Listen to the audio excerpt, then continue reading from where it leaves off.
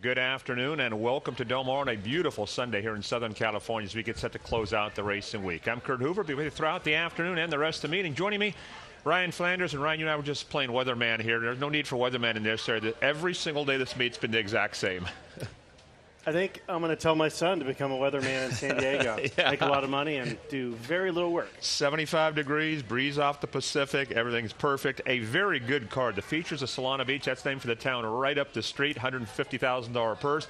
I thought a very challenging card today, Ryan. Well, we talked about this the last time. I was born in La Jolla, so I knew I would pick the winner of the La Jolla Handicap. All right. I grew up in Salana Beach, so I know I have the winner of the Salana Beach. I like the confidence. Let's get right to it. First race kicks things off on the grass, mile on the turf, and a pretty competitive maiden race to get this thing underway. This is interesting. So I usually handicap horses and trips. I handicapped. There was just so much that jumped out at me with number 5 Conducted. He is the 3-1 morning line favorite. He's currently 9-2. I'm hoping he's going to be an overlay. We'll find out. But it's interesting. So I went through and I looked at the odds of that race with Brant. Brant, the monster, won. I think he had over 100 Beyer speed figure on debut. The race has been validated. The third-place finisher was another Bob Baffert runner that ran off and hid, won by 7 or 8 lengths second time out. So obviously a live race. Every horse in that race was an overlay, except for Conducted, which I find interesting. No disrespect to Mr. Harigi and ACL Espinoza, but not the highest level connections you'll ever see, and clearly took a little money in a 9-horse field. So I thought they thought a little of this one going into this race, and this horse did keep pace through the far turn with Brant. He galloped out well. He did have a little bit of trouble that day. I upgraded the performance. I had that race kind of uphill, a little bit slower than normal, so he was going to have a tough time coming from off the pace anyway. Gets Hector Barrios, gets more ground today. I think there's certainly a lot of upside with him. I think the race is wide open, and because of that, I don't want to spread for a horse that might be one of the shorter prices, so I'm probably going to end up singling the 5. I picked the same horse, and definitely bred for the grass by Mendelssohn. That's a no-brainer there. I thought a nice, even try. Love Barrios getting on, so I picked Conducted. And, Ryan, I like the song, Biggie, Biggie, Biggie, so I got to like the horse a little bit. The dam was a 5-time turf winner. She made over $200,000, had some trouble at Ellis Park, obviously in for the ship and win. So I went 5-9 to kick things off. And that song is going to be in my head all day long. Second race kicks off the pick 4 scratch, Cherry Cider. Looks like we get another Baffert monster lineup for this one in Explorer. Yeah, it looks that way. So I've heard. I mean, we'll find out. They still have to do the running. First time out, you never know. I did pick Explorer on top. I will say that if you're looking for a knock potentially on the bottom side, Collection's Choice, the dam was all turf, all route, but certainly some fast works. Love the gate 2 back. Don't know what to make out of the quarter-mile workout last time. Yeah, that is unusual. You don't see that every day, especially from Mr. Baffert. But I think the 6 is a little bit interesting. Latte Love, not just because I do not sleep and I love coffee, but I do like these works. The last 3 all gate works. The bottom side, Lady Evelyn, unraced. This is the first foal to make the track. Thought enough of her to breed her to Constitution, so I think that's interesting. Edwin Maldonado is Doug O'Neill's speed guy. Like I said, nice outside draw. And then I moved inward a little bit for Cosmo Friday, who I think has an outside swing. Another one of Doug O'Neill's runners. I know you watched this one on tape. Massive mid-race move. Got knocked around a little bit at the start, and then just...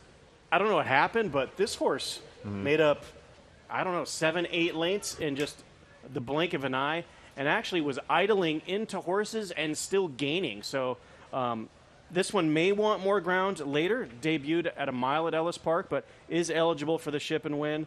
Gets blinkers, and certainly passed the eyeball test on debut. I went for Explorer, too. Very good work tab. One note on Rivera. This horse was entered a couple weeks back, scratched at the gate. That's why there's that gap there. But she had trained well into that race. She was getting bet that day, and I think she'll get bet today. 3-5 for me in the second. Third race, on to the turf. Field of 8. Go here. I really tried hard to get away from the horse that I liked, but the price was so big that I had to stick with number 1, the Rabbi. We're on the same page. Okay, so the pace for me is a killer here. I'm a big pace handicapper. There's not a whole lot of speed in this race, and the Rabbi has none of it. So he's going to have to get some help up front. I don't know how that's going to pan out, but again, the price is just so big. I've got to stick with him. patient is what I wrote in my notes. Patient early, just mild urging in the lane. Super gallop out. It galloped out well, but like the last 70 yards, it was like, okay, the race is over now. Okay, it's time to get my fitness in, and sprinted through the line and then galloped out nicely. I've always thought a lot of this horse. I didn't know what happened in starts 2 or 3 last year, but a very nice debut. Did not look like a 40-1 winner that day. I thought would take to the Rattle Ground, and then just, I don't know what happened. Just never woke up in those other races, but he's big, isn't he? Like 12 or 15-1? Same horse for me. 15-1 the Rabbi. Okay. I thought he finished well. He galloped out in front. The race has been validated. Bad Uncle Barry came back and won big. So we're both on the Rabbi at a price in race 3. On to the 4th. This does kick off the pick 6. I think the first time we've had this race, Calbred Maiden 20. So this is the bottom. A couple scratches in here. The 4, 11, 13, 14 out. The 12, Mr. Pippins gets in. I thought this race was a nightmare. What do you do here, Ryan? It's so funny. I'm glad you said that because I'm like, Maiden State Bred 20. I've never seen this before. Right? It is the first. Okay, that's interesting. So basically all droppers, with the exception of some horses maybe shipping in from Los Alamitos at the evening meet, the mixed breeds. Rumpus and Paradise is going to be my top pick for one reason only, the trip. Stumbled at the start, lost a length, lost his quickness, had a nice turn of foot to get into that pocket, which I really like to see. Did take some money on debut as well. Was 4-1 morning line, went off at 9-2. Interesting. She's a filly against the boys both times. You don't too often see that. I thought was kind of interesting, Ryan. Yeah, and I don't like Edwin off because I love Edwin Maldonado, but Escobedo is Luis Mendez's second guy that he likes to go to, and they hit at a positive ROI. So certainly some upside from a price perspective with Rumpus and Paradise. There are 2 fillies in here. I believe, Tina's Paradise, number 6, is the other filly. I did go to closing time for my second choice, another trip horse. Got knocked around a little bit at the start, lost a length. Showed big speed to recover, which I like to see. And earned the pocket at what I call exacerbated fractions, where that kind of poor start and then blasted off. So probably ran just as fast as the leaders did that day. So 3-5 for me in the 4th. I picked the same horse on top, Rumpus in Paradise. Blinkers come off, comes out of a better race. And I thought the horse coming from the nighttime race at Los Al had a look. Desert Cat. Watched his race. I thought he ran pretty well. He didn't break real sharp. Finished nicely. He gets blinkers. He draws towards the outside. So I went 3-7 in race number 4. That was my only other upgrade was the Los Al. Just an interesting looking horse. 5th race. This is a good race. Field of 11 set to go here. What do you do in this one? I'm going to take a swing with a big number. Number 2, Skipper's Pride for me. Do you know who Skipper's Pride's sister is? I do. Sister. Susanna. Who I owned a piece of and we won the red carpet with. Yeah, when I saw that name, he won a grade 3. Okay, This is her half-brother, so I am looking very forward to seeing this gelding run today because she's the best horse I was ever around, and I haven't been around too many. So anyway, go ahead. How cool is that? I mean, really I wrote cool. down one thing, and it's a half to... Right. Really cool. To Susanna. Indiana grade 3 bred. at 11 furlongs, but does... Yeah. That's noteworthy because it First was time on turf. grass. This is first-time turf. Like the trainer switch. Statistically speaking, Diodoro hits at 40%, 8 for his last 20, running on the green stuff. Big upside there. And I don't know if you watched this trip at Century Mile. I did not. Oh, my goodness. It picked something. It went wrong in that race. I made a lot of notes. Off slow, broke inward, lost 2 lengths at the start, raced high-headed, was hesitant while gaining, which I like to see. A horse that really is not comfortable, that is still gaining. Got cut off twice. The first time lost all kinds of speed and then was recovering into the far turn, got dropped on, and got basically completely eliminated from that race. So that was a line through. The other races kind of stack up okay. So I excuse the effort. I do like Diego Herrera. I like the draw, and I love the price. 15-1. Yeah, I'm rooting for the horse for sure. I picked Hot Box. He's a very, very fast horse. He's drawn outside. He's won in this course. He comes off a really good win at Los Al.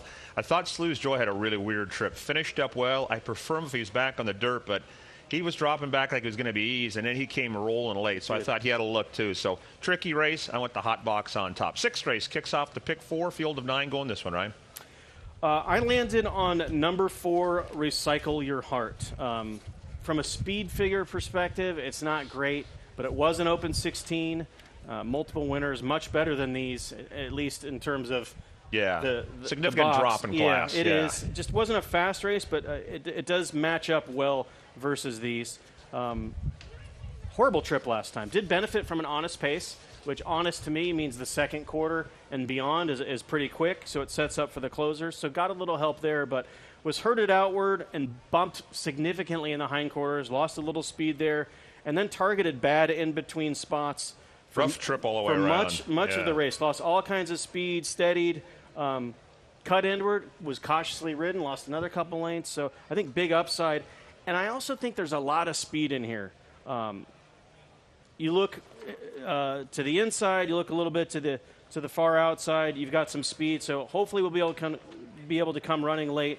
Petite Ange for Kent Sweezy, I think, ran huge last time. First time for him from Ryan Hansen, who was a little bit cold this meet. I think you have to give that a little bit of a push forward. Second time off the layoff. And Tyler Bays. Yeah, he's got one ride that I want to talk about later. He looks like a young Tyler Bates. Yeah, he's been riding real well. I like the same two horses. I thought Petite Ange ran well. She ran into a Sweezy dropper. That Tennessee Honeybee was taking a massive class plunge. She got claimed. She won again. Petite Ange to me ran a winning race. I think she gets a great trip. So I put her on top, and Recycle Your Heart, troubled trip. I'll put her second. 8-4 for me in the sixth. On to the seventh, the Salana Beach Stakes, $150. Scratch the 1 Me So Fancy, scratch the 9 Dory Miller. I'm a big fan of Grand Slam Smile. She's a really, really good filly. She ran very well in defeat, and to me, she's going to be awful tough to beat today for Anton Georgi and Sean McCarthy. She's just a class filly. She is, but I'm going to take a shot at her. I do like Sneaker. Sneaker for me, I'm not big on pedigree, but in races like this that are eligible for Calbred sired horses, I did give a closer look to Sneaker, who's by Oscar Performance, who hits at 16% overall on turf as a Kentucky sire. I would have to think if that horse were out here, that 16% might be significantly higher. 2 times against Calbreds that I could find, only 2 in terms of turf routes. One of them was a victory last time out, and I thought was an impressive victory. Took some heat and then drew off late. She's going to be my top choice. And moving to the outside with Wink and Grin, I thought had a kind of a sneaky bad trip last time. Kind of a tough trip, yeah. It was tough. I don't like those blanket finishes. To me, it's kind of like they're either all good or they're all bad. Right. It was kind of a blanket finish, which I'm not a big fan of, but had handled Calbreds, 2 open tries last time. This one makes sense. And everywhere you look in this race, there's a lot of pace. So I do think they're going to be heated up there, which I think does leave Grand Slam Smile a little bit vulnerable, potentially. I know she's closed before, but it has usually been at shorter distances. And I think she'll be forward and on the lead and possibly compromised. Good race, Salana Beach, $150,000. Late double time. 8th race, I thought a grab bag. $20,000 claimers. I like the way Nation won. I thought he won as much the best. Claimed off Michael McCarthy by Campazan, who's done a decent job with a small barn. Horse he beat came back to win. So I went to Nation on top, but I can make cases for Doo-Wop Don, who's a pro on the comeback for Blaine Wright. Manchild shortening up is going to be Fitch, get a good trip. Known Idea, Gypsy Tears, El Diablo Rojo. They all have a shot, I thought, Ryan, in a very tricky race. It is a tricky race. I did land on one of those that you mentioned, Manchild, for George Papadromo. Second off the claim, cuts back in distance. I have a term that I use is called leapfrog. So that opening day, that track was late. It was outside. They just passed one another. Like all day long they did that. This one hung around a little bit. Manchild made an early move, was stuck a little bit wide, albeit on the better part of the track, in my opinion, that day. Dueled down the backstretch that kind of hooked up. And this one stuck around. Did get kind of leapfrogged late, but I thought stuck around well enough. And you can see Diego, he's got no control in the lane. And, in fact, Umberto Rispoli, good on him for trying to help Diego pull this horse up. But the horse actually stayed around while coasting through the lane. So I think the cutback makes a lot of sense for him. I'm not big on that stat for Georgie. 5% with his last 60 starters on the cutback, but he was going to be my top choice just because of the price mainly. Yeah. And El Diablo Rojo, number 7 for Sean Williams, Juan Hernandez. That Lone Star race I upgraded, lost a length at the start, and then I had this one spinning 3, 4, 5, 6 wide. Huge kick down the stretch to get the job done. And I did want to mention something about Tyler Bays, if I could.